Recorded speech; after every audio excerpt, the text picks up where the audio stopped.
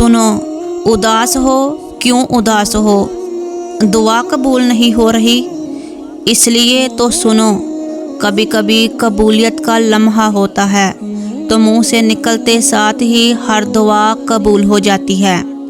लेकिन पता है क्या, जिस चीज़ के लिए तुम सजदों में तड़प कर रोते हो, जिसके लिए तुम खुद को बदल देते हो, अल्लाह फिर इस पर थोड़ा इम्तिहान ज़रूर लेता है ताकि वो तुम्हारी इस पुकार, इस तड़प को देख सके तुम्हारे में कितना सब्र है। और अगर तुम सब्र करना सीख जाओगे तो सुनो, इस बात पर यकीन रखोगे तो वो रब तुम्हें हर लम्हा देख भी रहा है और सुन भी रहा है।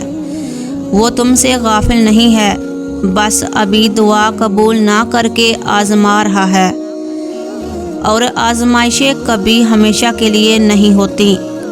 और जब कोई उम्मीद ना भी नज़र आए फिर भी दुआ के लिए हाथ उठा रहे हो, बस वही है जो दे सकता है। इसके अलावा भला वो कौन है?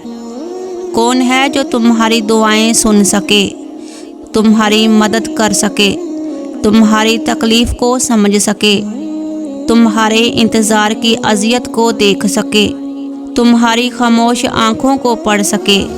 सब्र और यकीन से तो फिर अर्श से आवाज़ सिर्फ कुन की ही आएगी। तो सुनो, तुम मायूस ना हो और सब्र का दामन अपने हाथ से ना जाने देना और सब्र के दामन को थामे रखो। वो रब करीम तुम्हारी ज़रूर फरियाद सुनेगा। और जिस चाहत के लिए तुम आज इतना तड़प रहे हो, देखना जब तुम्हारी दुआएं कबूल होंगी तो तुम रब करीम की बारगाह में सजदे में गिर जाओगे। तो तब तुम अपने रब का शुक्र अदा करना मत भूलना और हमेशा के लिए अपने रब के शुक्रगुजार बंदे बन जाना। तो वो रब कभी भी तुम्हें तन्हा सहरा में नहीं छोड़ेगा।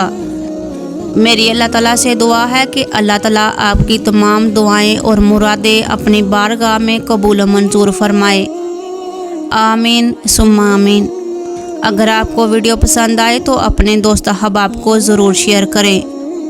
जज़ाकल्लाह।